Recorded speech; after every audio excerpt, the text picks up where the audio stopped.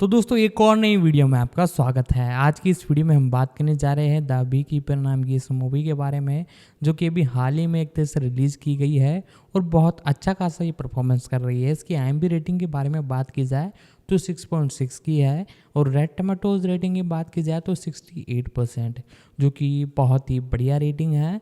और इसके बारे में मैंने आपको सारी कुछ जानकारी तो दे ही दी है और अब आगे इसके रेटिंग के बारे में तो बता ही दिया है, यानी कि अब आगे इसके बारे में और जानकारी मैं आपको दूंगा। तो आप चैनल पर नए हो तो चैनल को जरूर से सब्सक्राइब कीजिएगा, बेल आइकन दबा कर इसे ऑल पर सेट कर लीजिएगा। अब इसके बारे में जानना चालू करते हैं। द बीकीपर एक 2024 अमेरिकी एक्शन थ्रिलर फिल्म है जो डेविड आयर द्वारा निर्देशित और कट विमर द्वारा लिखित है। फिल्म में जेसन स्टैथम, एमी रेवर लैम्पमैन, जोश हचरसन, बॉबी नादरी, फिलिसिया राशिद और जेरेमी आयंस हैं। जब उसकी नेकदिल मकान मालकिन फिशिंग घोटाले में अपनी चैरिटी की धनराशि खोने के बाद आत्महत्या कर लेती है, तो पूर्व बीकीपर ऑपरेटिव एडम क्ले जिम्मेदार लोगों से बदला लेने के लिए एक क्रूर अभियान शुरू करता है। द बीकीपर को 12 जनवरी 2024 को metro Gold Wing mayor pictures label के तहत अमेजन एमजीएम स्टूडियो द्वारा संयुक्त राज्य अमेरिका में रिलीज किया गया था। फिल्म ने दुनिया भर में $105 मिलियन की कमाई की है और आलोचकों से मिश्रित समीक्षा प्राप्त की है। कुछ ने इसके हाई ऑक्टेन एक्शन की प्रशंसा की है और मनोरंजक कथानक, जबकि अन्य लोगों ने इसे थकाऊ और सामान्य पाया। 4. कथानक। इस लेख का कथानक सारांश बहुत लंबा या अत्यधिक विस्तृत हो सकता है। कृपया अनावश्यक विवरण हटाकर और इसे अधिक संक्षिप्त बनाकर इसे बेहतर बनाने में मदद करें। जनवरी 2024 जाने की इस टेम्पलेट संदेश को कैसे और कब हटाना है। सेवानिवृत्त स्कूल शिक्षिका एलोइस पाकर मैसाचुसेट्स के ग्रामीण इलाकों में अकेले रहती हैं, लेकिन उनके खलिहान में एक किराएदार एडम क्ले हैं, जो मधुमक्खी पालक के रूप में एक शांत जीवन जी रहे हैं। एक दिन एलोइस एक फिशिंग घोटाले में फंस जाती है और उससे $2 मिलियन से अधिक की लूट हो जाती है, जिसमें से अधिकांश उस चैरिटी संगठन का है जिसे वह प्रबंधित करती है। निराश होकर वह आत्महत्या कर लेती है। क्ले को उसका शव मिला और एलोइस की बेटी FBI एजेंट वेरोना पाकर ने उसे तुरंत गिरफ्तार कर लिया। एलोइस की मौत का आत्महत्या करार दिए जाने के बाद क्ले को रिहा कर दिया गया। वेरोना ने उसे बताया कि एलोइस को लूटने वाला समूह कुछ समय से FBI के रडार पर है, लेकिन उसे ट्रैक करना मुश्किल है। वह निराशावादी है कि अगर वे पाए भी गए तो उन्हें न्याय के कटघरे में लाया जाएगा। एलोइस के लिए न्याय चाहते हुए क्ले जिम्मेदार घोटालेबाजों का पता लगाने के लिए मधुमक्खी पालकों, एक रहस्यमय समूह से संपर्क करता है। क्ले को घोटालेबाजों के लिए एक पता प्राप्त होता है, मिकी गार्नेट द्वारा संचालित एक कॉल सेंटर। मिट्टी कर्मचारियों को डराती है और इमारत को नष्ट कर देती है। गार्नेट अपने बॉस, प्रौद्योगिकी कार्यकारी डेरेक डैनफोर्थ को सूचित करता है, जो क्ले को मारने के लिए गार्नेट को भेजता है। एक हिंसक टकराव शुरू हो जाता है जहां क्ले गार्नेट के आदमियों को मार देता है और गार्नेट की उंगलियां काट देता है। एक पुल पर रुकते समय गार्नेट ने डैनफोर्थ को फोन किया और उसे बताया कि क्ले एक मधुमक्खी पालक है। गार्नेट का पीछा करने के बाद क्ले ने उसे एक ट्रक के साथ एक पुल से नीचे खींच लिया, जिससे उसकी मौत हो गई और डैनफोर्थ को चेतावनी दी कि वह उसके पीछे आ रहा है। डैनफोर्थ ने पूर्व CIA निदेशक वालिस वेस्टवाइल्ड को क्ले के बारे में सूचित किया, जो वर्तमान में डेरेक की मां जेसिका के अनुरोध पर डैनफोर्थ एंटरप्राइजेस के लिए सुरक्षा चला रहे हैं। चिंतित, वालिस ने क्ले को रोकने की उम्मीद में वर्तमान CIA निदेशक से संपर्क किया। निदेशक मधुमक्खी पालकों से संपर्क करता है और उसे पता चलता है कि क्ले संगठन से सेवानिवृत्त हो गया है। क्ले द्वारा उसे मारने के लिए भेजे गए वर्तमान मधुमक्खी पालक को मारने के बाद मधुमक्खी पालकों ने तटस्थता की घोषणा की। इस बीच वेरोना और उसके साथी मैट विली को उम्मीद है कि क्ले बोस्टन में 9 पॉइंट सेंटर पर हमला करेगा, जो डेरेक के सभी वैश्विक घोटाले कॉल सेंटरों की देखरेख करता है। FBI के उप निदेशक प्रिक को यह सूचित करने के बाद कि क्ले एक मधुमक्खी पालक है, उन्हें वो सब कुछ मिला जो उन्होंने मांगा था। वालिस पूर्व विशेष बलों के कर्मियों के एक समूह का समन्वय करता है, जिससे उन्हें पता चलता है कि मधुमक्खी पालक एक अत्यधिक कुशल और खतरनाक गुप्त संगठन है जिसे संयुक्त राज्य अमेरिका की रक्षा करने का काम सौंपा गया है, जो सरकारी अधिकार क्षेत्र से ऊपर और बाहर काम करता है। क्ले को रोकने का मौका पाने के लिए वालिस समूह को 9 पॉइंट बिल्डिंग के अंदर सुरक्षित करने का आदेश देता है, जबकि FBI परिधि के चारों ओर अपनी स्वयं की स्वाट टीम को तैनात करती है। कर्मचारियों को न निकालने का डैनफोर्थ का निर्णय क्ले को बीआई स्वाट टीम को तुरंत हराने और इमारत में घुसपैठ करने में सक्षम बनाता है। प्रबंधक को नीचे ले जाता है, जो क्ले और एफबीआई को बताता है कि डैनफोर्थ उसका बॉस है। वेरोना ने एफबीआई के उप निदेशक प्रिक को सूचित किया कि डैनफोर्थ दोनों कंपनियों को चलाता है, जिनका उपयोग कई अमेरिकी सरकारी एजेंसियां करती हैं। वेरोना यह मुद्दा भी उठाती है कि क्ले न केवल डेरेक को मारने का प्रयास करेगा, बल्कि वो घोटाले से जुड़े होने के कारण संयुक्त राज्य अमेरिका के राष्ट्रपति जेसिका को भी मार सकता है। जैसे ही क्ले पकड़ से दूर हो जाता है, वालिस डेरेक को गुप्त सेवा सुरक्षा के तहत अपनी मां के साथ रहने की सलाह देता है। राष्ट्रपति की समुद्र तटीय हवेली में रहते हुए वालिस भाड़े के सैनिकों के एक समूह को काम पर रखता है, जिनमें से एक की पहले एक मधुमक्खी पालक के साथ मुठभेड़ हुई थी और उसने अपना पैर खो दिया था। राष्ट्रपति की हवेली के प्रवेश द्वार के पास क्ले एक ट्रक के निचले हिस्से पर चढ़ जाता है और वहां आयोजित एक पार्टी में शामिल होने के लिए एक गुप्त सेवा एजेंट के साथ स्थान बदलता है। वेरोना ने क्ले को नोटिस किया, लेकिन जैसे ही वो गिरफ्तार होने वाला था, क्ले ने हवेली में प्रवेश करने के लिए ध्यान भटकाने के लिए सीक्रेट सर्विस ट्रकों पर रखे बमों को सक्रिय कर दिया। इस बीच हवेली के अंदर जेसिका को अपने राष्ट्रपति अभियान के दौरान डेरेक द्वारा सीआईए कार्यक्रम के शोषण के बारे में प्रिक से सच्चाई पता चलती है। जेसिका ने फैसला किया कि जब क्ले संपर्क करेगा तो वो उसे और दुनिया को डेरेक द्वारा कार्यक्रम के उपयोग के बारे में सच्चाई बताएगी। क्रोधित होकर डेरेक ने प्रिक को मार डाला और उसकी मां को बंधक बना लिया। क्ले राष्ट्रपति के कार्यालय तक पहुंचने के लिए संघर्ष करता है। वालिस ने क्ले से आखिरी क्षण में मुकर जाने के लिए उसे मनाने के लिए बात की, लेकिन असफल रहा। क्ले तथा वेरोना और बाकी एफबीआई एजेंटों के साथ जुड़कर अपने कार्यालय पहुंचती है। वेरोना क्ले को जेसिका और डेरेक को मारने से रोकने की कोशिश करती है। डेरेक अपनी मां को मारने का प्रयास करता है, लेकिन क्ले पहले उसे मारता है और पास की खिड़की से समुद्र तट पर भाग जाता है। वेरोना के पास स्पष्ट शॉट होने के बावजूद उसने क्ले पर गोली नहीं चलाने का फैसला किया। वह समुद्र तट पर छिपाए गए स्कूबा गियर की सहायता से भाग जाता है। कास्ट करें।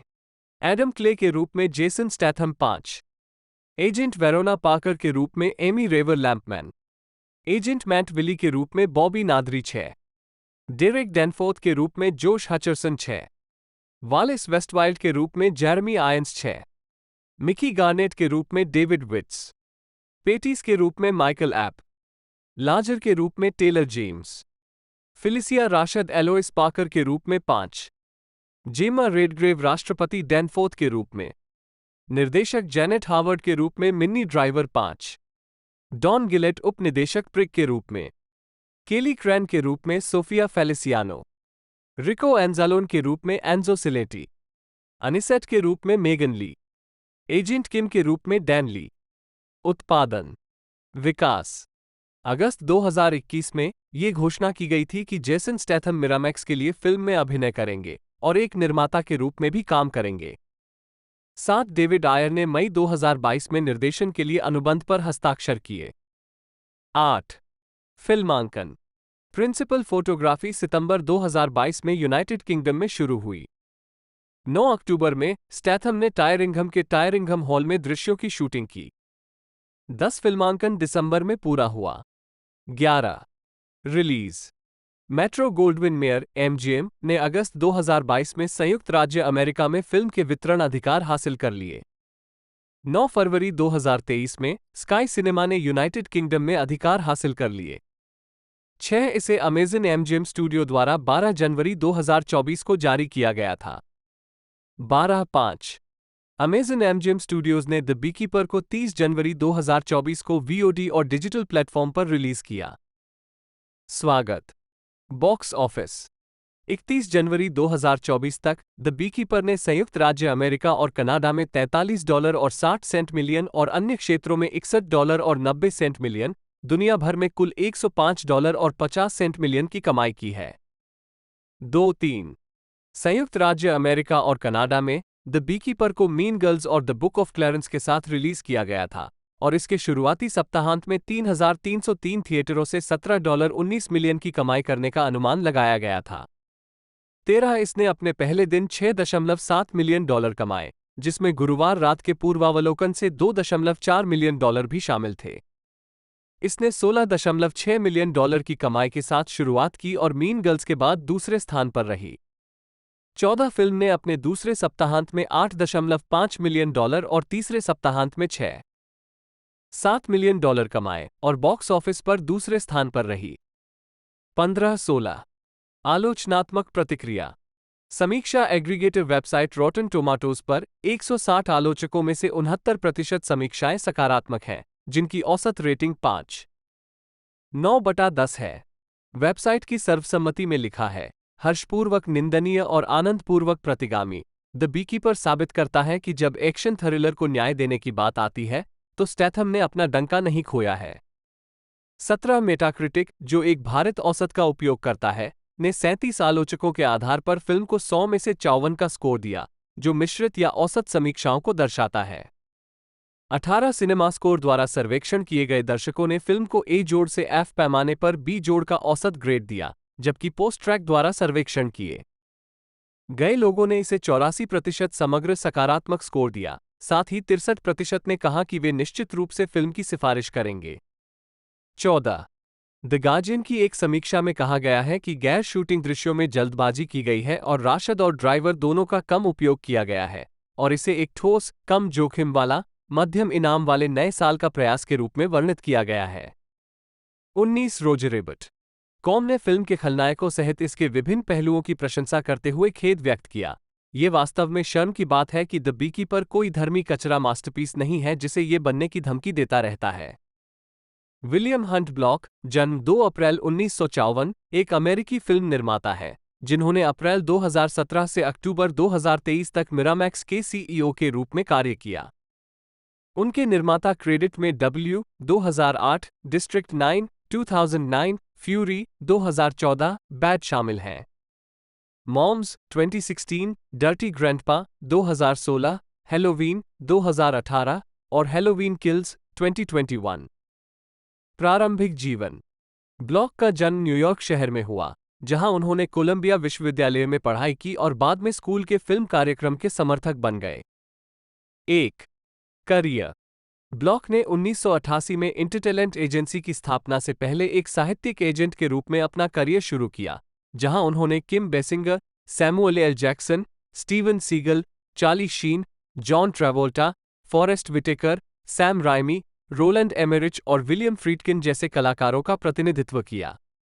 1992 में वो वेस्ट कोस्ट ऑपरेशंस के प्रमुख के रूप में इंटरनेशनल क्रिएटिव मैनेजमेंट में शामिल हुए। 2 ब्लॉक ने आर्टिसन एंटरटेनमेंट की स्थापना की, एक स्वतंत्र फिल्म स्टूडियो जिसने द ब्लेयर विच प्रोजेक्ट सहित फिल्मों का निर्माण किया। Buena Vista Social Club, Darren Aronofsky की पाई और Requiem for a Dream, Steven Soderbergh द्वारा निर्देशित द लाइमी, जॉनी डेप अभिनीत और रोमन पोलांस्की द्वारा निर्देशित द नाइन्थ गेट, और डेविड कोएब की stir of echoes and made में जॉन फेवरू और विंस वॉन ने अभिनय किया।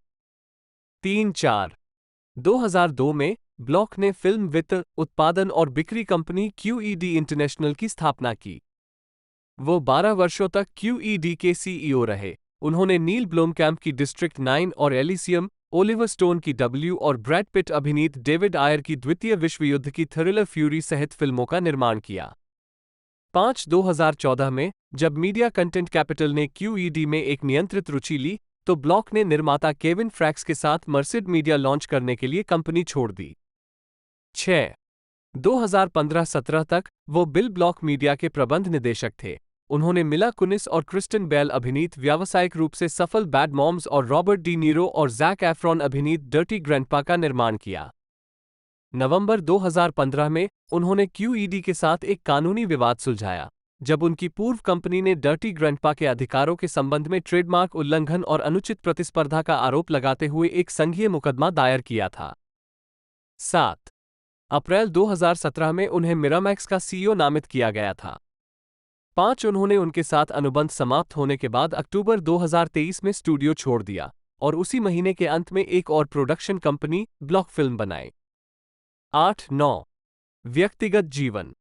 ब्लॉक हॉलीवुड हिल्स में अपनी पत्नी यूजेनिया कुजुमिना, एक मॉडल, अभिनेत्री और हास्य कलाकार, अपने 2 बेटों और एक बेटी के साथ रहता है। 10 फिल्मोग्राफी।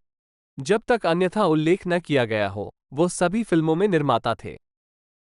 फिल्म वर्ष पतली परत श्रेय टिप्पणियां संदर्भ 2001 वेनिला स्काई कार्यकारी निर्माता 2003 शैतान का तालाब कार्यकारी निर्माता डायरेक्ट टू वीडियो 2007 पहला जन्म कार्यकारी निर्माता भाग्यशाली लोग कार्यकारी निर्माता शिकार पार्टी 2008 स्मार्ट लोग कार्यकारी निर्माता W 2009 पाउडर नीला कार्यकारी निर्माता जिला 9 कार्यकारी निर्माता 2011 टेक्सास किलिंग फील्ड्स कार्यकारी निर्माता 2012 एलेक्स क्रॉस 2013 नंदन लुप्त होते पुरुष वैश्य अड्डा 2014 तोड़फोड़ रोश 2015 द फैमिली फैंग कार्यकारी निर्माता कस्बे को हिलाओ 2016 गंदे दादाजी बुरी माँ 2017 एक बुरी माँ का क्रिसमस कार्यकारी निर्माता 2018 हैलोवीन संपूर्णता 2019 जे और साइलेंट बॉब रीबूट कार्यकारी निर्माता सज्जनों 2020 अंकल फ्रैंक 2021 मनुष्य का क्रोध वह सब कुछ है हैलोवीन मारता है माँ एंड्रॉयड 2022 बीमार कबूल करो फ्लैच हैलोवीन समाप्त 2023 ऑपरेशन फॉर्च्यून रूसे डी गुएरे बुद्धि कार्यकारी निर्माता होल्डोवर अजीब डार्लिंग बूढ़े पिता 11 2024 मधुमक्खी पालक यहां TBA शरदचंद्र लेवोन का व्यापार घर जॉर्ज टाउन परियोजना विश्व युद्ध 3 अन्य ब्रॉडवे क्रेडिट में शामिल हैं August Osage County no Cat on a Hot Tin Roof Gem of the Ocean Raisin in the Sun 2004 Tony Award for Best Actress in a Play Drama Desk Award Blue Jellies Last Jam जंगल में और प्राकृतिक मौत नहीं मरना चाहिए। Off Broadway credit में Lincoln Center की सिम्बेलिन और बनाडा अल्बा की प्रस्तुतियां शामिल हैं Helen the Story and Everybody's Ruby at the public theatre Negro Ensemble Company ने Puppet Play Zooman and the Sign Sons and Fathers of Sons in an Upstate Motel weep not for me और the great Mac daddy का निर्माण किया। Lincoln centre द्वारा add ambulance के the duplex का निर्माण और मैनहट्टन थिएटर क्लब में सायरन क्षेत्रीय थिएटर में उन्होंने यूरोपिड्स मीडिया के रूप में और अटलांटा जॉर्जिया में अलायंस थिएटर में अल्बामा स्काई के लिए ब्लूज में प्रदर्शन किया। अन्य क्षेत्रीय थिएटर जिनमें उन्होंने प्रदर्शन किया है वे वाशिंगटन डीसी में एरेना स्टेज और बोस्टन में हंटिंगटन थिएटर हैं। 1993 में जब कार्यक्रम को एपकोट में स्थानांतरित किया गया तो राशद डिज्नी के कैंडललाइट प्रोसेशनल में पहले कथावाचक थे। उनके जन्म की कहानी का वर्णन वॉल्ट डिज्नी रिकॉर्ड्स द्वारा रिकॉर्ड और जारी किया गया था। 10 21वीं सदी की शुरुआत में लोरेन हसबरी के नाटक ए राइसिन इन द सन के पुनरुद्धार में 2004 में लीना यंगर की भूमिका के लिए राशद सर्वश्रेष्ठ अभिनेत्री नाटक टोनी पुरस्कार जीतने वाली किसी भी राष्ट्रीयता की पहली अश्वेत अभिनेत्री थी। राशद ने ए राइसिन इन द सन के लिए नाटक में सर्वश्रेष्ठ अभिनेत्री का 2004 का ड्रामा डेस्क पुरस्कार भी जीता और नाटक इंटीमेट अपैरल के लिए वियोला डेविस के साथ बराबरी पर उस वर्ष विभाजित पुरस्कार जीता। रशद को अगले वर्ष जेम ऑफ द ओशन में उनके प्रदर्शन के लिए फिर से टोनी के लिए नामांकित किया गया था। 2007 में राशद ने सिएटल रिपेटरी थिएटर के प्रोडक्शन ऑगस्ट विल्सन के जेम ऑफ द ओशन से अपने निर्देशन की शुरुआत की। 11 2008 में राशद ने ब्रॉडवे पर टेनेसी विलियम्स के पुलित्जर पुरस्कार विजेता नाटक Cat on a Hot Tin Roof के अफ्रीकी अमेरिकी प्रोडक्शन में बिग मामा के रूप में अभिनय किया, जिसका निर्देशन उनकी बहन डेबी एलन ने किया था। वो मंच के दिग्गज James Earl Jones, Big Daddy और अनिका नोनी रोज, मैगी के साथ साथ फिल्म अभिनेता टेरेंस हॉवर्ड के साथ दिखाई दी, जिन्होंने ब्रिक के रूप में अपना ब्रॉडवे डेब्यू किया था। 2009 में वो म्यूजिक बॉक्स थिएटर में ट्रेसी लेट्स के पुरस्कार विजेता नाटक अगस्त ओसिस काउंटी में नशीली दवाओं की आदि कुलमाता वायलेट वेस्टन के रूप में दिखाई दी। राशद 2014 की शुरुआत में अगस्त विल्सन के काम का निर्देशन करने के लिए लौट आए, जब उन्होंने प्रिंसटन, न्यू जर्सी में मैककार्टर थिएटर में विल्सन फैंसिस के पुनरुद्धार का नेतृत्व किया। इसे आमतौर पर सकारात्मक समीक्षाएं मिलीं। उन्होंने विल्सन के काम पर ध्यान केंद्रित करना जारी रखा, जिसमें माँ रेनी के ब्लैक बॉटम का अच्छी तरह से प्राप्त उत्पादन भी शामिल था, जिसे उन्होंने 2016 के अंत में लॉस एंजल्स में मार्क टेपर फोरम में निर्देशित किया था। 12 17 मार्च से 1 मई 2016 तक राशिद ने द पब्लिक थिएटर में तारल एल्विन मैक्रोनी के नाटक हेड ऑफ पासेस में शेला की मुख्य भूमिका निभाई। उनके प्रदर्शन की सकारात्मक समीक्षा की गई। 13 फिल्म और टेलीविजन। राशिद 1983 में प्रचारक कर्टनी राइट की भूमिका निभाने के लिए ABC soap opera One Life to Live के कलाकारों में शामिल हुए। उन्हें NBC sitcom The Cosby Show में वकील क्लेयर हक्सटेबल की भूमिका के लिए जाना जाता है। ये शो, जो 1984 से 1992 तक चला, बिल कॉस्बी ने प्रसूति विशेषज्ञ हीथक्लिफ क्लिफ हक्सटेबल की भूमिका निभाई और अपने 5 बच्चों के साथ उनके जीवन पर ध्यान केंद्रित किया। 1985 में राशिद ने पैट सजक और बर्ट कॉनवी के साथ मैसी के थैंक्सगिविंग डे परेड के एनबीसी प्रसारण की सह मेजबानी की। जब कॉस्बी 1996 में सीबीएस के कॉस्बी के साथ टीवी कॉमेडी में लौटे, तो उन्होंने अपने किरदार की पत्नी रूथ लुकास की भूमिका निभाने के लिए राशिद को बुलाया। पायलट एपिसोड को टैमा हॉपकिंस के साथ शूट किया गया था, लेकिन कॉस्बी ने कार्यकारी निर्माता को निकाल दिया और हॉपकिंस की जगह राशिद को ले लिया। 14 ये सिटकॉम 1996 से 2000 तक चला। 15 उस वर्ष कॉस्बी ने राशिद को अपनी एनिमेटेड टेलीविजन श्रृंखला लिटिल बिल पर काम करने के लिए भी कहा, जिसमें अभिनेत्री ने 2004 में शो के अंत तक बिल की मां, ब्रेंडा को आवाज दी थी। वॉल्ट डिज्नी वर्ल्ड के एनिमल किंगडम थीम पार्क में डायनासोर की सवारी के प्री शो में डिनो इंस्टीट्यूट की प्रमुख डॉक्टर हेलेन मार्श की भूमिका निभाई। 16 द हॉट ट्रूथ फाउंडेशन के लिए 2007 रेड ड्रेस कलेक्शन में राशिद ने 9 दिसंबर 2007 को एवरीबॉडी हेट्स क्रिस में किल मूव्स की अमीर मां की भूमिका निभाई। 2007 में वह साइक एपिसोड गस डेड में have killed an old guy में विनी गस्टर के रूप में दिखाई दी। वो 2008 में क्रिसमस जॉय एपिसोड में भूमिका में लौट आईं। दोस्तों, इस मूवी को रिलीज़ किया गया था तकरीबन 19 जनवरी 2024 को और बहुत अच्छा खासा इसने परफॉर्मेंस किया है। और तकरीबन इस मूवी की लेंथ की बात की जाए तो 105 मिनट है। साथ ही साथ टोटल मिलाकर अब तक इसने जो कलेक्शन दिया है $105 मिलियन का भारी भरकम कलेक्शन दिया है, जो कि बहुत ही बढ़िया है। इस मूवी के बारे में सारी कुछ जानकारी मैंने आपको दे ही दी है, तो वीडियो को लाइक ज़रूर से कीजिएगा और ज़्यादा से ज़्यादा इसे शेयर कीजिएगा। अब आगे इसकी कास्टिंग के बारे में थोड़ी और जानकारी बची हुई है, वो मैं आपको बताता हूँ।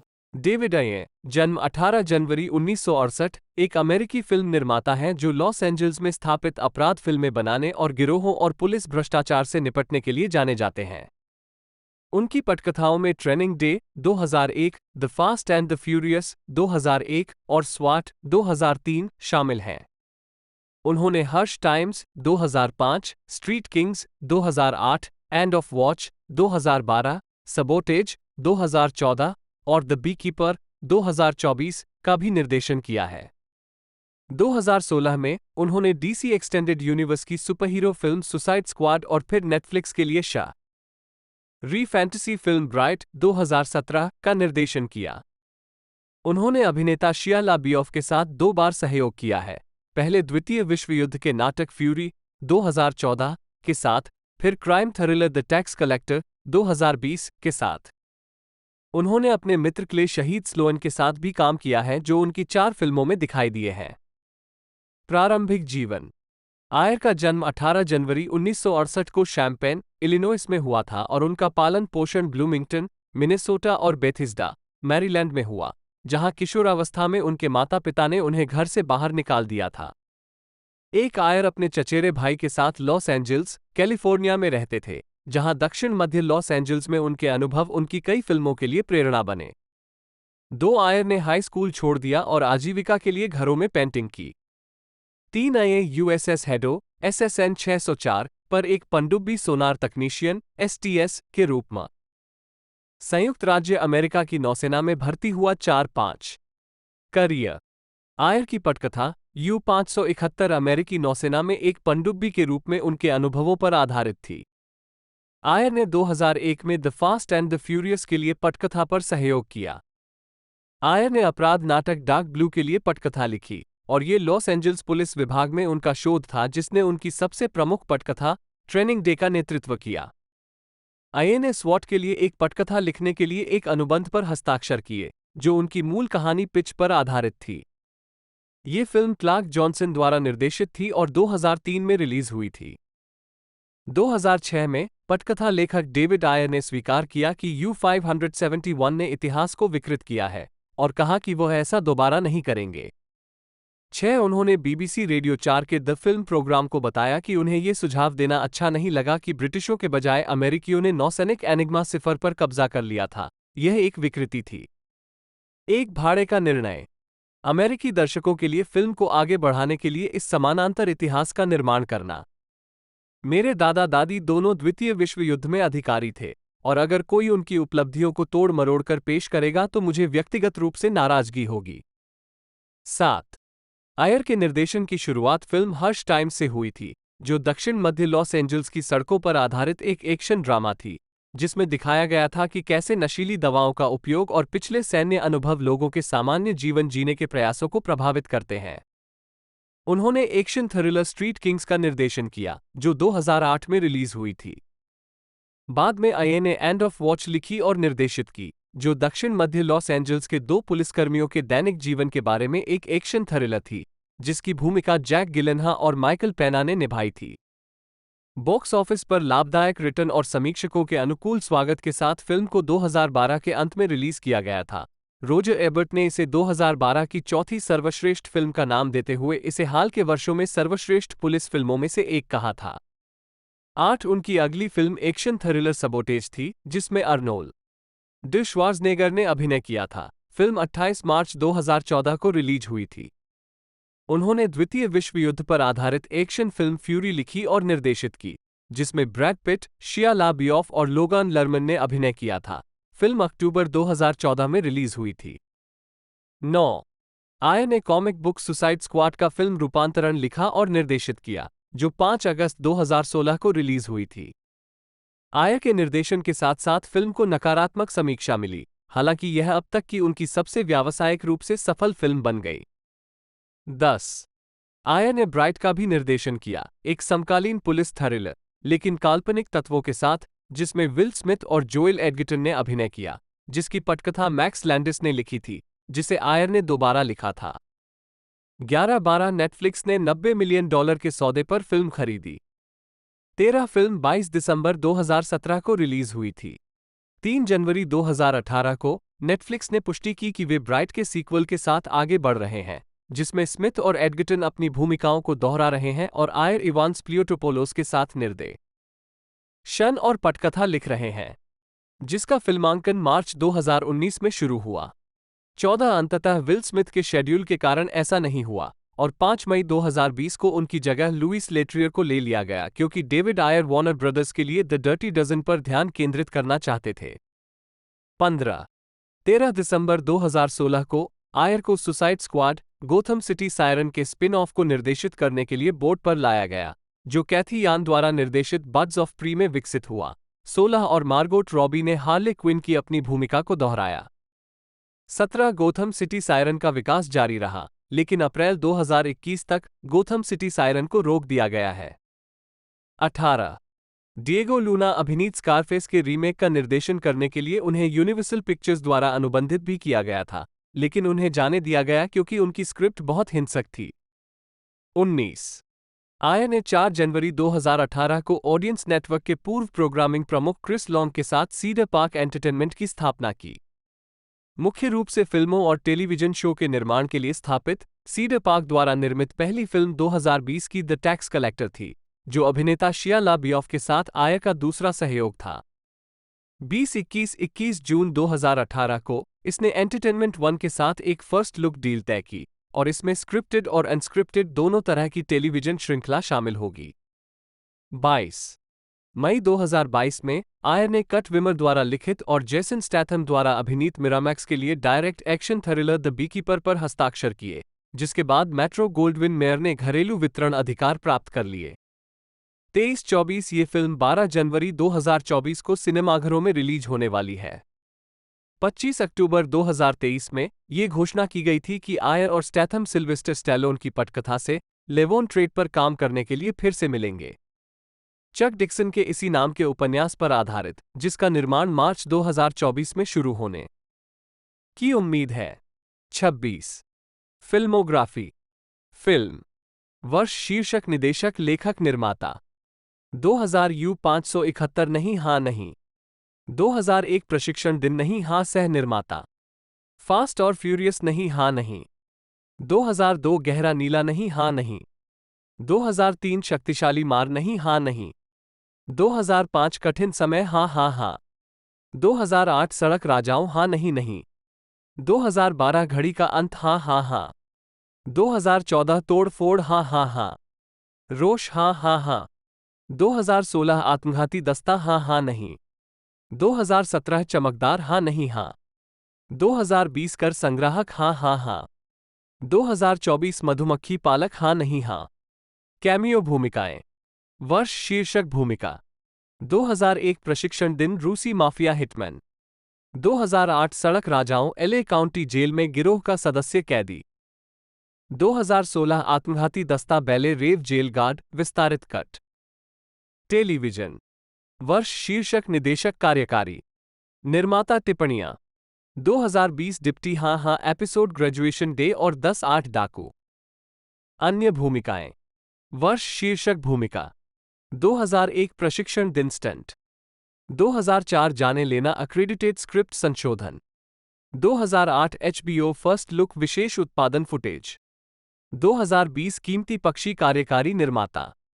2021 आत्मघाती दस्ता विशेष धन्यवाद एमी रेवर लैम्पमैन। जन्म एमिली क्रिस्टीन रेवर लैम्पमैन 5 सितंबर 1988 1231 एक अमेरिकी अभिनेत्री और गायिका हैं।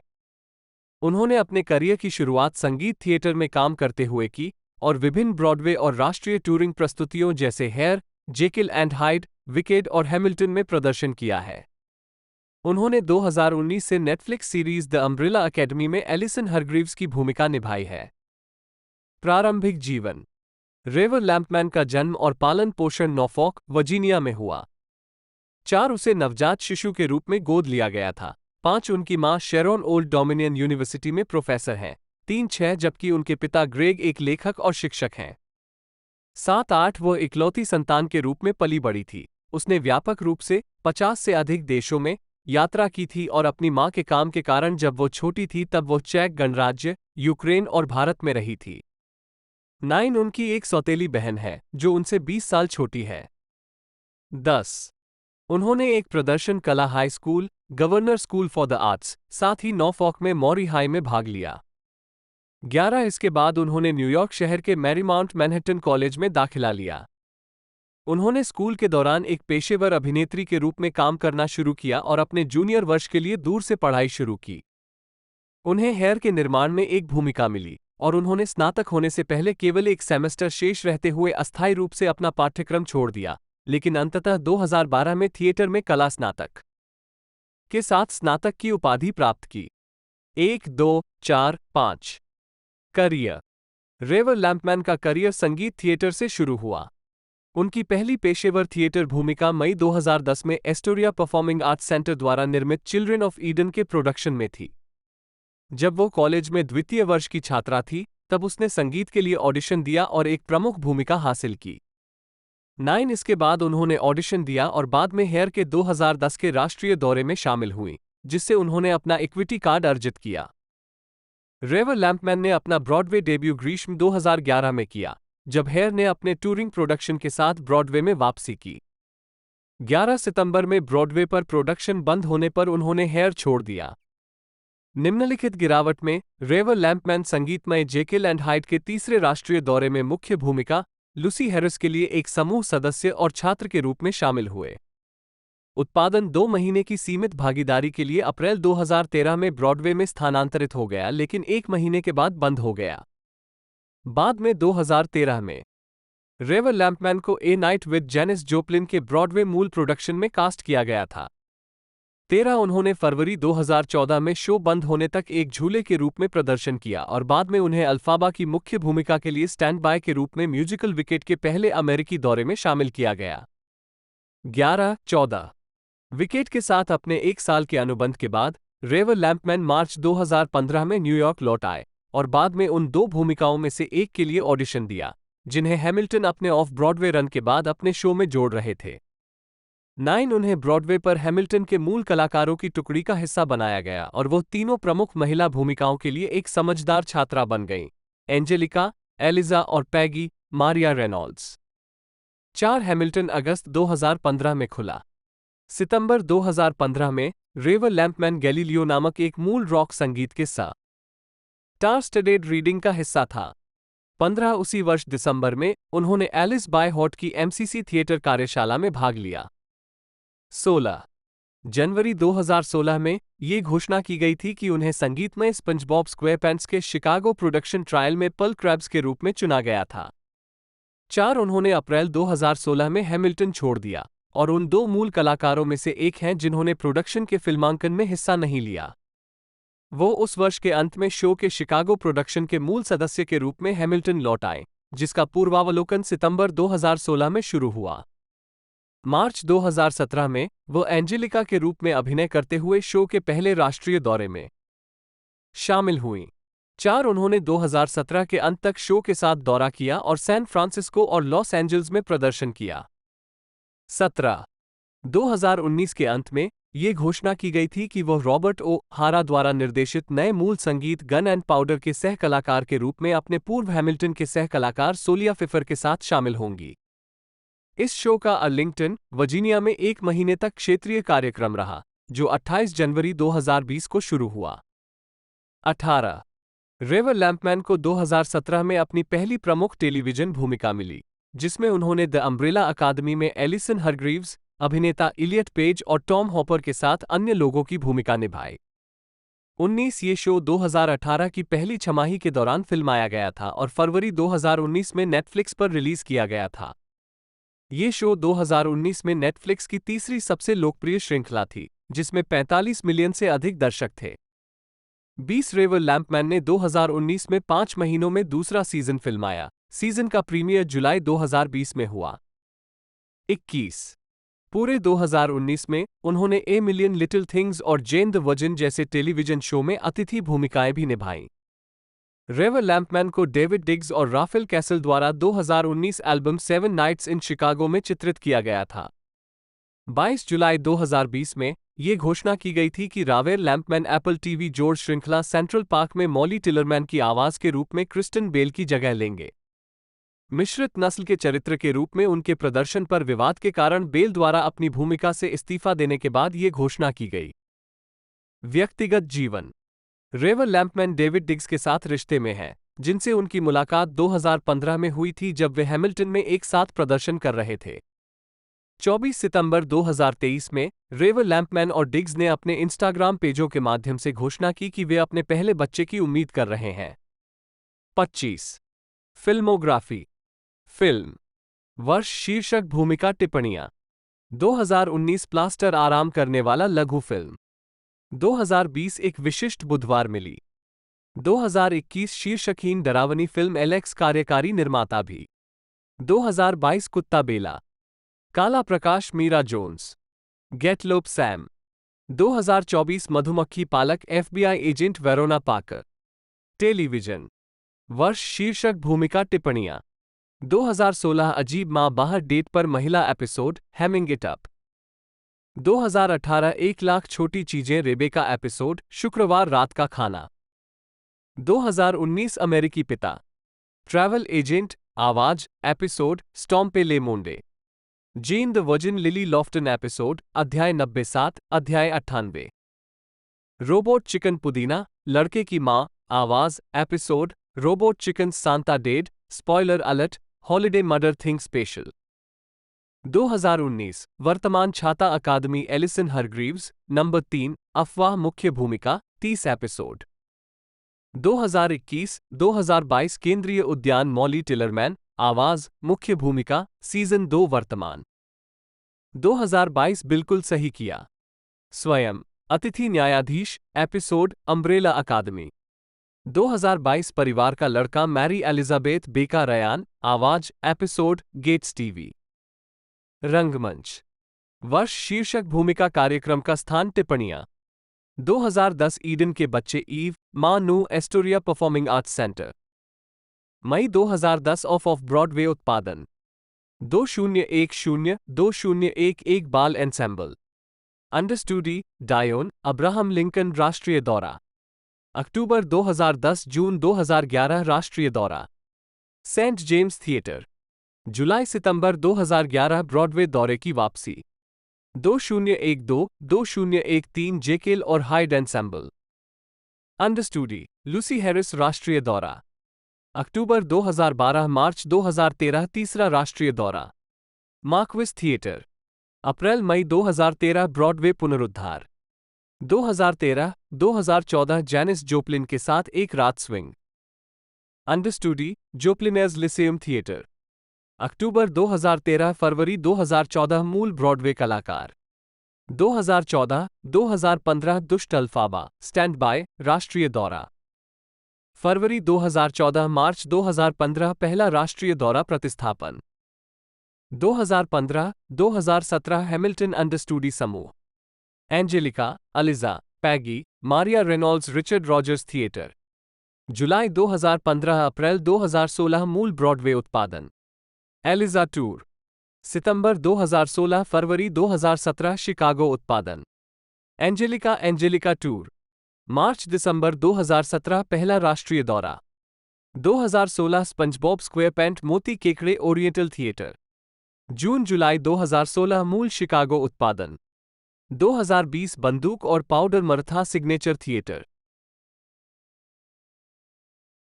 ही पर उन्होंने फिल्म में पंक्ति लिखी, आपको इसमें कुछ जिम्मेदारी लेनी होगी, अन्यथा आप सिर्फ मरने के लिए जी रहे हैं। 2012 में उन्होंने टाइलर पैरी की एक और फिल्म गुड डीड्स में अभिनय किया। 21 इसके अलावा 2012 में राशद ने स्टील मैग्नोलियास ओलंपिया डुकाकिस द्वारा उत्पन्न भूमिका के रीमेक में क्लैरी बेल्चर की भूमिका निभाई। इस संस्करण में सभी अफ्रीकी अमेरिकी ए-सूची कलाकार हैं, जिनमें एम लिन के रूप में क्वीन लतीफा, ट्रूवी के रूप में जिल स्कॉट, शेल्बी के रूप में कोंडोला राशद, एनेले के रूप में अडेपेरो ओडुए और ऑयसर के रूप में अल्फ्रे वुडाट शामिल हैं। 2016 में राशद को फॉक्स पर ली डैनियल द्वारा निर्मित एम्पायर टेलीविजन श्रृंखला के तीसरे सीजन में डायना डुबोइस की भूमिका में एक आवर्ती अतिथि कलाकार के रूप में लिया गया था। 2017 में राशद ने Dustin Lance Black mini series When We Rise के हिस्से के रूप में सैन फ्रांसिस्को, कैलिफोर्निया में the City of Refuge Church के पादरी बिशप यवेटे ए फ्लेंडर की भूमिका निभाई। शो में उनकी उपस्थिति ने चर्च की प्रतिष्ठित करुणा, उसके नेतृत्व की प्रतिबद्धता और सैन फ्रांसिस्को में कठिन, मुख्य रूप से अफ्रीकी अमेरिकी समुदाय में मंत्री को चर्च द्वारा प्रदान किया जाने वाला प्यार भरा घर उजागर किया। 2020 में राशद ने पिक्सर की सोल में जो गार्डनर की मां लिब्बा गार्डनर की आवाज दी। अकादमिक जगत। मई 2021 में राशद को हार्वर्ड यूनिवर्सिटी के Chadwick A. Boseman college of fine arts के डीन के रूप में नियुक्त किया गया था। 25 जून 2021 में पूर्व सह कलाकार बिल कॉस्बी की जेल से रिहाई का समर्थन करने वाली उनकी टिप्पणियों की आलोचना की गई। 26 कुछ लोगों ने हार्वर्ड विश्वविद्यालय से उनकी नियुक्ति रद्द करने की मांग की और हार्वर्ड विश्वविद्यालय ने कहा कि विश्वविद्यालय नेतृत्व की व्यक्तिगत स्थिति हार्वर्ड विश्वविद्यालय की नीतियों को प्रतिबिंबित नहीं करती है। 27 बाद में राशद ने हार्वर्ड विश्वविद्यालय के छात्रों और उनके अभिभावकों को एक ईमेल में माफी मांगी। 8 अगस्त 2023 में हार्वर्ड विश्वविद्यालय ने घोषणा की कि राशद 2023-24 शैक्षणिक वर्ष के अंत में डीन के रूप में पद छोड़ रहे हैं। जोशुआ रयान हचरसन, जन्म 12 अक्टूबर 1992, एक अमेरिकी अभिनेता हैं। उन्होंने 2000 के दशक की शुरुआत में अभिनय करना शुरू किया और लिटिल मैनहट्टन और ज़थूरा, ए स्पेस एडवेंचर, दोनों 2005, आरवी, 2006, ब्रिज टू टेराबितिया में मुख्य भूमिकाओं के साथ अपनी किशोरावस्था में प्रमुखता हासिल करने से पहले कई विज्ञापनों और छोटी फिल्म और टेलीविजन भूमिकाओं में दिखाई दिए। 2007, Journey to the Center of the Earth, 2008 और The Kids Are All Right, 2010।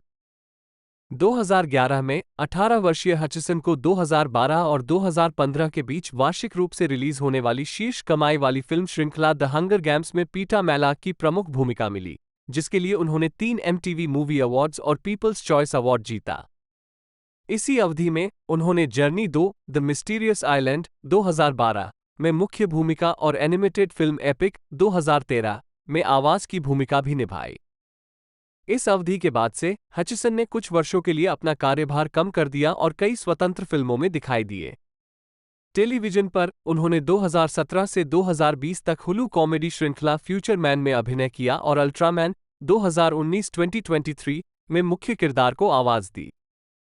तब से उन्होंने व्यावसायिक रूप से सफल horror film Five Nights at Freddy's 2023 और एक्शन फिल्म द बीकीपर 2024 में अभिनय किया है।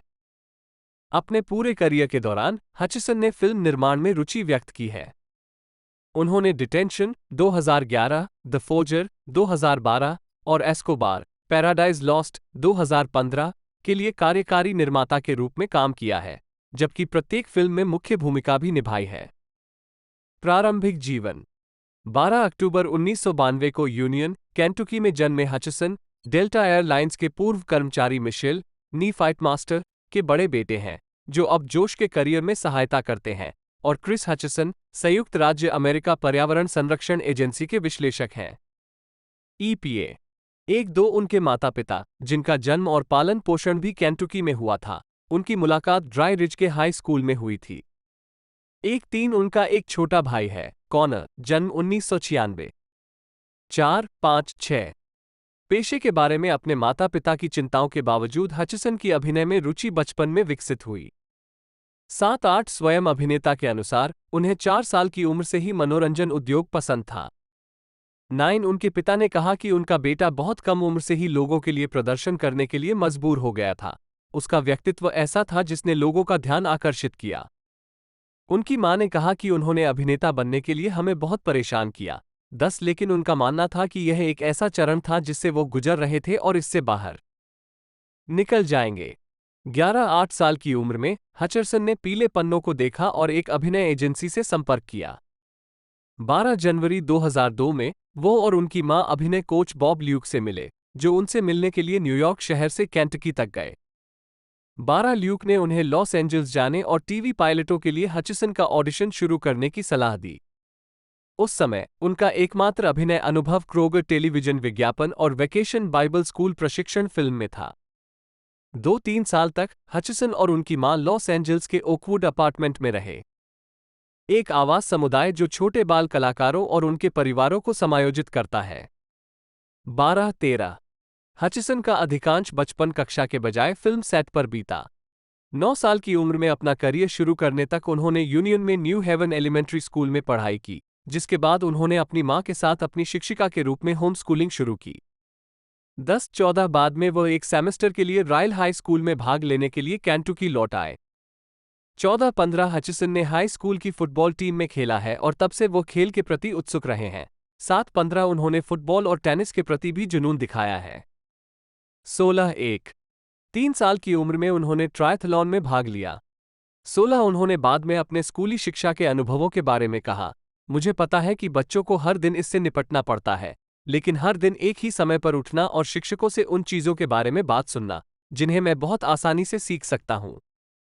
मेरा अपना, मुझे इससे नफरत थी। 14 आजीविका 2002-2010 प्रारंभिक भूमिकाएं 2002 में हॉलीवुड जाने के बाद हचिसन विभिन्न टेलीविजन विज्ञापनों में दिखाई दिए। उन्हें 2002 में हाउस ब्लैंड के पायलट एपिसोड में निकी हापर के रूप में अपनी पहली प्रमुख अभिनय भूमिका मिली। इसके बाद ER के एक एपिसोड और बीकमिंग ग्लेन के पायलट एपिसोड में छोटी भूमिकाएं मिली।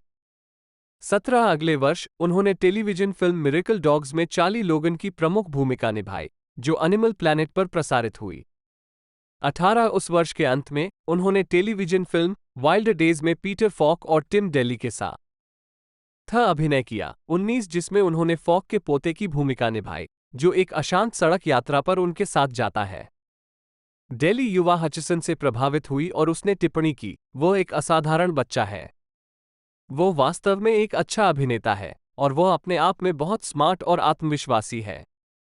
2 हचिसन की अगली भूमिका उनकी पहली फीचर फिल्म, अच्छी तरह से समीक्षा की गई स्वतंत्र फिल्म अमेरिकन स्प्लेंडर में रॉबिन की तरह कपड़े पहने एक लड़के की थी। 20 जिसने संडास फिल्म फेस्टिवल में ग्रैंड जूरी पुरस्कार जीता था। 21 2004 की fantasy film the polar express में उनका किरदार, युवा हीरो बॉय, उनके चेहरे के भावों और शारीरिक गतिविधियों को मोशन कैप्चर करके बनाया गया था। 22 फिल्म में टॉम हैंक्स मुख्य भूमिका में थे और इसे समीक्षकों से मिली जुली समीक्षा मिली। 23 animated fantasy film Howl's Moving Castle में उन्होंने 2 अन्य मुख्य पात्रों क्रिश्चियन बेल और बिली क्रिस्टल के साथ काम करते हुए मार्कल के चरित्र को आवाज दी। 24 फिल्म के लिए उनके सभी संवाद लगातार 8 घंटों में रिकॉर्ड किए गए। 16 जोश हचिसन कैजुअल कपड़े पहने हुए एक तस्वीर के लिए मुस्कुराते हुए। 2009 में सर्क डू फ्रीक के प्रीमियर पर हचिसन। 2005 में उद्योग में खुद को स्थापित करने की कोशिश करते हुए हचिसन कई हॉलीवुड फिल्मों में दिखाई दिए। उन्होंने कॉमेडी किकिंग एंड स्क्रीमिंग में बकी वेस्टन की छोटी भूमिका निभाई। 25 2005 की लिटिल मैनहट्टन में उन्होंने अपने छोटे भाई कॉनर के साथ मुख्य भूमिका निभाई थी। 6/26 बीबीसी की स्टेला पापमाइकल ने उनके प्रदर्शन की सराहना करते हुए कहा कि हचिसन की प्रस्तुति एकदम सही है, जो आत्मविनाशकारी हास्य के लिए एक गहरी प्रवृत्ति दिखाती है जो वुडी एलन को भी कुछ हद तक अपर्याप्त महसूस कराएगी। 27 लेख न वैरायटी के स्तंभकार ब्रान लॉरी को लगा कि हचिसन पेज पर भले ही प्यारे लग रहे हों, लेकिन उनकी लिनुस आवाज के साथ भी भाषा और लहजा स्वाभाविक नहीं लग रहा था। 28 वह अगली बार जॉन फेवरू की ज़थुरा ए स्पेस एडवेंचर में मुख्य भूमिका में दिखाई दिए, जिसमें उन्होंने कई विशेष प्रभावों और स्टंट के कारण फिल्मांकन का आनंद लिया। 29-30 हचिसन को इस फिल्म के लिए एक अग्रणी युवा अभिनेता द्वारा फीचर फिल्म में सर्वश्रेष्ठ प्रदर्शन के लिए युवा कलाकार का पुरस्कार मिला। 31 हचिसन की अगली उपस्थिति 2006 की शुरुआत में कॉमेडी आरवी में थी, जिसमें उन्होंने रॉबिन विलियम्स के चरित्र बॉब मुनरो के बेटे की भूमिका निभाई थी। 32-33 उन्होंने माना कि निर्माण के दौरान उन्हें ध्यान केंद्रित करने में कठिनाई हो रही थी क्योंकि वो टेक के बीच विलियम्स के चुटकुलों और हरकतों पर लगातार हंस रहे थे। 34 फिल्म को समीक्षकों द्वारा अनुकूल प्रतिक्रिया नहीं मिली। वैरायटी ने कहा कि फिल्म कुंद पूर्वानुमान और अल्प हंसी से ग्रस्त है। 35 उन्हें अपनी भूमिका के लिए दूसरा युवा कलाकार पुरस्कार नामांकन मिला, लेकिन हूट में लोगान लर्मन से हार गए। 36 एक बाल कलाकार के रूप में हचिसन की अपने करियर में सफल भूमिका 2007 में आई, जब उन्होंने फैंटेसी नाटक ब्रिज टू टेराबिथिया में जेसी आरोन्स की भूमिका निभाई। 17 फिल्म की शूटिंग 3.5 महीने तक न्यूजीलैंड में लोकेशन पर की गई थी। हचिसन ने फिल्मांकन के बारे में कहा, वो एक अद्भुत अनुभव था। इससे सुंदर कुछ नहीं हो सकता। हर जगह समुद्र तट थे और हर तरह के जंगल थे। हमने हर जगह छोटी सड़क यात्राएं की और खूब मजा किया। 37 उन्होंने ये स्वीकार किया कि फिल्म में कास्ट किए जाने से पहले उन्होंने वो उपन्यास नहीं पढ़ा था जिस पर यह फिल्म आधारित है। 38 लेखिका एनसी पेटा ने जेसी आरोन्स के अपने चरित्र का वर्णन 4 बहनों वाला एक अंतर्मुखी लड़का, आर्थिक रूप से तंग परिवार और ड्राइंग के लिए एक वास्तविक प्रतिभा के रूप में किया है, जिसका जीवन तब बदल जाता है जब लेस्ली बक, अन्ना सोफिया रॉब, आती है, जिसे वो एक काल्पनिक यूटोपियन दुनिया बनाता है। 39 द वाशिंगटन पोस्ट की एनी हॉन्डे ने उनकी कास्टिंग को बिल्कुल उपयुक्त पाया और सराहना की कि कैसे उन्होंने अपने चरित्र के संवेदनशील, कलात्मक स्वभाव को चित्रित किया। 40 जबकि शिकागो सन टाइम्स की मिरियम डी नुंजियो ने कहा, हचिसन और रॉब के बीच की केमिस्ट्री उन्हें गतिशील जोड़ी के रूप में संदर्भित करती है। 41 उन्होंने इस फिल्म के लिए एक अग्रणी युवा अभिनेता द्वारा फीचर फिल्म में सर्वश्रेष्ठ प्रदर्शन के लिए अपना दूसरा युवा कलाकार पुरस्कार जीता। 42 हचिसन की अगली भूमिका फायरहाउस डॉग 2007 में थी, जिसमें उन्होंने एक फायर फाइटर के बेटे शेन फाहे की भूमिका निभाई, जो एक कुत्ते से दोस्ती करता है। उन्होंने अपने कुत्ते के सह कलाकार की भूमिका निभाने वाले 4 अलग अलग कुत्तों के साथ काम करने और उनके साथ जुड़ने में अपनी खुशी व्यक्त की है। 43 फिल्म को मिश्रित समीक्षाएं मिली, हालांकि आलोचक हचिसन के पक्ष में थे। 44 फिल्म के बाद द फिलाडेल्फिया इंक्वायरर के कैरी रिकी ने उन्हें जनरेशन वाई के जोडी फोस्टर के रूप में संदर्भित किया और टिप्पणी की कि प्रत्येक क्रमिक फिल्म के साथ हचिसन शर्म और चोट और आशा के अपने भंडार में गहराई से उतरते हैं, एक के लिए बेचैन हो जाते हैं। युवा, लेकिन किसी भी उम्र के अभिनेता के लिए असामान्य रूप से जरूरी। 45 पीछे की ओर पतले बालों वाला हचिसन काले बटन अप ड्रेस शर्ट पहने हुए है। 2010 न्यूयॉर्क फिल्म फेस्टिवल में हचिसन। 2008 में वो डकोटा फैनिंग के साथ स्वतंत्र अपराध नाटक विंग क्रिएचर्स डीवीडी पर फ्रैगमेंट्स के रूप में जारी में दिखाई दिए, जिसमें उन्होंने 2 किशोर दोस्तों को चित्रित किया जो एक नरसंहार से बच गए। 46 और Journey to the Center of the Earth, एक 3D फिल्म रूपांतरण में इसी नाम के उपन्यास में उन्होंने एक किशोर का किरदार निभाया है जो अपने एक ऐसे चाचा के साथ आइसलैंड की यात्रा करता है जिसे वह शायद ही जानता हो। ब्रेंडन फ्रेजर ने ये भूमिका निभाई है। 43-47 अगले 2 वर्षों में वो स्टीव लैपर्ड लियोनार्ड नाम के एक लड़के के रूप में दिखाई दिए, जो सर्क डू फ्रीक 48 पुस्तक के वैम्पायर फिक्शन फिल्म रूपांतरण में अपने दोस्तों के साथ एक सनकी शो में जाता है और उसका एक सहायक होता है। समीक्षकों द्वारा प्रशंसित The Kids Are All Right में एक समलैंगिक जोड़े के बेटे की भूमिका, जिसे एनेट बेनिंग और जूलियन मूर ने निभाया था। 4950 द इंडिपेंडेंट के कलीम आफ्ताब के अनुसार फिल्म में उनकी भूमिका उनके करियर में एक महत्वपूर्ण बिंदु थी और वयस्कता में उनके करियर को जारी रखने के लिए बेहद महत्वपूर्ण थी।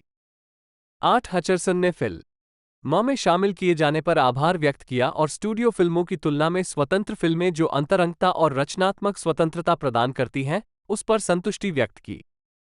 51 फिल्म ने 2010 में सर्वश्रेष्ठ मोशन पिक्चर म्यूजिकल या कॉमेडी के लिए गोल्डन ग्लोब अवार्ड जीता और 83वें अकादमी पुरस्कारों में सर्वश्रेष्ठ पिक्चर के लिए नामांकित थी। 52-53 मनोरंजन साइट हिटफिक्स के ग्रेगरी एलवुड ने कहा, हचिसन की करिश्माई बुद्धि और प्राकृतिक प्रवृत्ति चमकती है और यह यकीनन पहली फिल्म है जहां उन्होंने साबित किया है कि वो एक अन्य तेज तर्रार किशोर अभिनेता से कहीं अधिक हैं।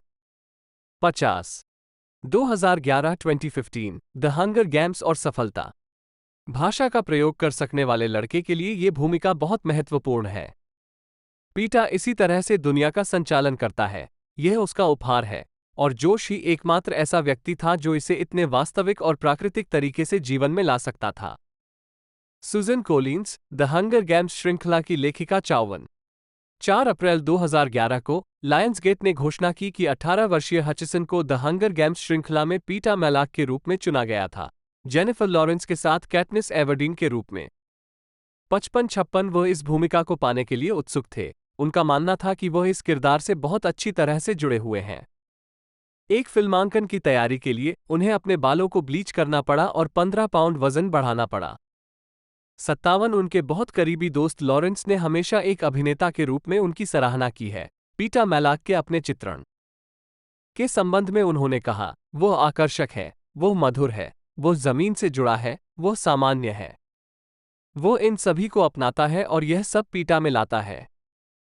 उसमें वे सभी महान गुण हैं और उनमें से प्रत्येक पंक्ति में वो पीता के रूप में जोर से बोलता है।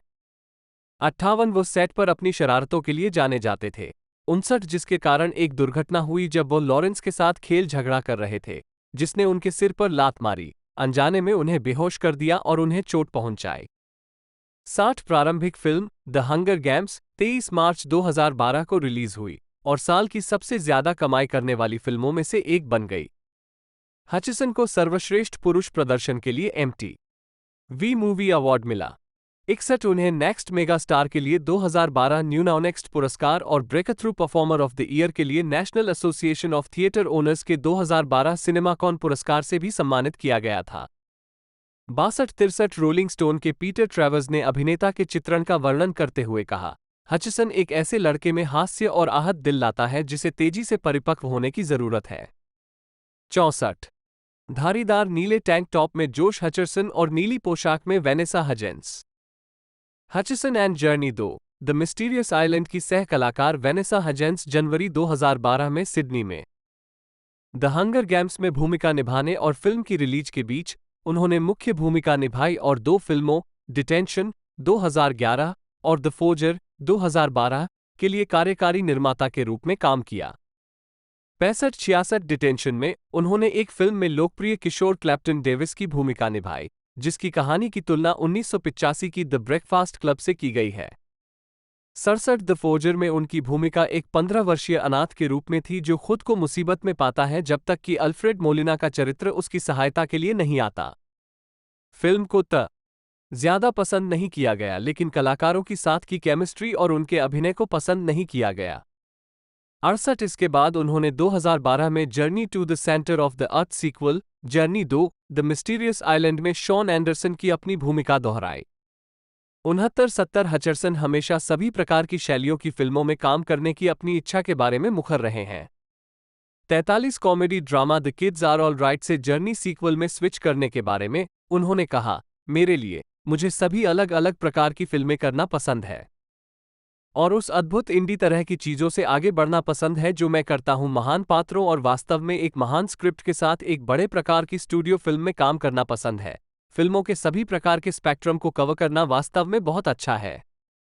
71 हालांकि फिल्म की बड़े पैमाने पर आलोचना की गई थी। 72 इसने व्यावसायिक रूप से अच्छा प्रदर्शन किया और उनके प्रदर्शन को अच्छी सराहना मिली। स्क्रीनरेंट कॉम के कोफी आउटलो ने सराहना की कि कैसे वो स्क्रीन को पकड़ने और कुछ हद तक स्तरित नायक को चित्रित करने में अच्छा काम करते हैं। 73 बाद में 2012 में वो रेड डॉन में दिखाई दिए, जो 1984 में इसी नाम की फिल्म की रीमेक थी। समीक्षकों द्वारा फिल्म की आलोचना की गई। रॉटेन टोमाटोज पर इसे केवल 12% अनुमोदन रेटिंग प्राप्त हुई, जो कि हचरसन द्वारा अभिनीत किसी भी फिल्म का सबसे कम स्कोर है। 74-75 2013 में हचरसन ने animated action adventure 3D film epic में चरित्र नोड को आवाज दी, जो विलियम जॉयस की किताब the leaf man and the brave good bugs पर आधारित थी। 76-77 द हंगर गेम्स श्रृंखला को छोड़कर यह फिल्म व्यावसायिक रूप से उनकी सबसे सफल फिल्म है। 75 जैसे ही द हंगर गेम्स के sequel The Hunger Games Catching Fire का फिल्मांकन नजदीक आया, उन्होंने प्रति सप्ताह 5 घंटे के वर्कआउट में सहायता के लिए सेलिब्रिटी ट्रेनर बॉबी स्ट्रोम को नियुक्त किया। 78 इस फिल्म ने उत्तरी अमेरिकी बॉक्स ऑफिस पर $420 मिलियन की कमाई की, जिससे यह उनकी व्यावसायिक रूप से सबसे सफल फिल्म बन गई। 75 इंडीवायर के टॉड गिलक्रिस्ट ने अभिनेता के प्रदर्शन के बारे में घोषणा की कि हचसन की परिपक्व प्रतिभाएं चरित्र के आत्म साक्षात्कार के साथ एक समानता प्राप्त करती हैं, जो अपने आसपास के उन लोगों की ओर से लिए गए हर निर्णय के साथ अधिक सूक्ष्म और अधिक आत्म जागरूक साबित होती हैं, जिनसे वो प्यार करते हैं। 79 हचरसन को अगली कड़ी में उनकी भूमिका के लिए सर्वश्रेष्ठ पुरुष प्रदर्शन के लिए अपना दूसरा MTV मूवी पुरस्कार मिला। 80 जोश हचसन और Jennifer Lawrence 2013 San Diego Comic Con International में the Hunger Games Catching Fire के लिए सैन डिएगो, कैलिफोर्निया के सैन डिएगो कन्वेंशन सेंटर में बोल रहे थे। 2013 San Diego Comic Con International में the Hunger Games Catching Fire का प्रचार करते हुए सह कलाकार जेनिफर लॉरेंस के साथ हचरसन। 23 नवंबर 2013 को the Hunger Games Catching fire की यूनाइटेड स्टेट्स रिलीज के अगले दिन हचसन ने सैटरडे नाइट लाइव के एक एपिसोड की मेजबानी की। 81-82 उनके प्रदर्शन को औसत दर्जे की समीक्षा मिली। द हफिंगटन पोस्ट के माइक रयान ने कहा कि वो वास्तव में अच्छे रवैये के अलावा मेज पर कुछ खास नहीं ला सके, और GQ के जॉन सुरिको ने टिप्पणी की कि जबकि रात जरूरी नहीं कि निराश किया हो, ये चकाचौंध भी नहीं करता था। 83-84 हचरसन ने मॉकिंगजे फिल्म रूपांतरण के 2 फीचर लंबाई भागों में फिर से अपनी भूमिका दोहराई। द हंगर गेम्स मॉकिंगजे भाग 1 21 नवंबर 2014 को रिलीज हुआ और भाग 2 20 नवंबर 2015 को रिलीज हुआ। 85 फिल्मों में उनका चरित्र एक महत्वपूर्ण व्यक्तित्व परिवर्तन से गुजरता है, जिसने उन्हें अभिनय की चुनौती प्रदान की। उन्होंने कहा, मैं इसे चित्रित करने से घबरा रहा हूं क्योंकि मैं पहले कभी किसी फिल्म में पागल नहीं हुआ हूं। 86 वाशिंगटन पोस्ट की एमिली यार ने उनके अभिनय के बारे में सकारात्मक बात करते हुए कहा, पिता की पागल अभिव्यक्ति निश्चित रूप से लंबे समय तक हमारे बुरे सपनों को सताती रहेगी। 87 जबकि न्यूयॉर्क के डेविड एडल्स्टीन ने दृश्यों के संबंध में उनके चित्रण की आलोचना की। अन्य पात्र कह रहे हैं, कम से कम जोश हचरसन की पकड़ी गई पीटा को ज्यादातर टीवी स्क्रीन पर स्टेनली टुकी के कैंप टॉक शो होस्ट के साथ साक्षात्कार में देखा जाता है, इसलिए अभिनेता जेनिफर लॉरेंस के साथ दृश्यों में अपनी तात्कालिकता की कमी नहीं ला सकते हैं। 88 मॉकिंगजे मूवीज को फिल्माने से पहले हचरसन ने एस्कोबार पैराडाइज लॉस्ट एक फ्रेंच स्पेनिश थ्रिलर फिल्म आई, जो 16 जनवरी 2015 को अमेरिका में रिलीज हुई थी। 89 उन्होंने पहली बार निर्देशक के साथ फिल्म के लिए कार्यकारी निर्माता के रूप में भी काम किया। Andrea D Stefano shorts casting और ब्लॉक करने में सहायता कर रहे हैं। हचसन ने कहा कि अवसर ने उसे ऐसा और अधिक करने के लिए इतना भूखा बना दिया। 90 2016 वर्तमान फ्रेडीज में 5 रातें। द हंगर गेम्स के समापन के बाद के 2 वर्षों में हचसन ने स्वतंत्र फिल्मों में अभिनय किया और अपने 2017 के निर्देशन में बनी पहली फिल्म ऐप सहित कुछ लघु फिल्मों का निर्माण किया। उन्होंने वेस्ट कोस्ट मैसिव और फॉस्टर द पीपल के लिए संगीत वीडियो का भी निर्देशन किया। छोटी अवधि में उन्हें जेम्स फ्रैंको द्वारा निर्देशित 3 फिल्मों में सहायक भूमिकाएं मिली, द लॉन्ग होम, अप्रकाशित, इन डबियस बैटल 2016 और द डिजास्टर आर्टिस्ट 2017। तो दोस्तों आज की इस वीडियो में हमने इससे ज़बरदस्त मूवी के बारे में बात करी है। आपको वीडियो अच्छी लगी हो तो वीडियो को लाइक कीजिएगा, चैनल पर नए हो तो चैनल को जरूर से सब्सक्राइब कर लीजिएगा, बेल आइकन दबाकर इसे ऑल पर सेट कर ले। दोस्तों आज की इस वीडियो में इतना ही, मिलते हैं अगले वीडियो में।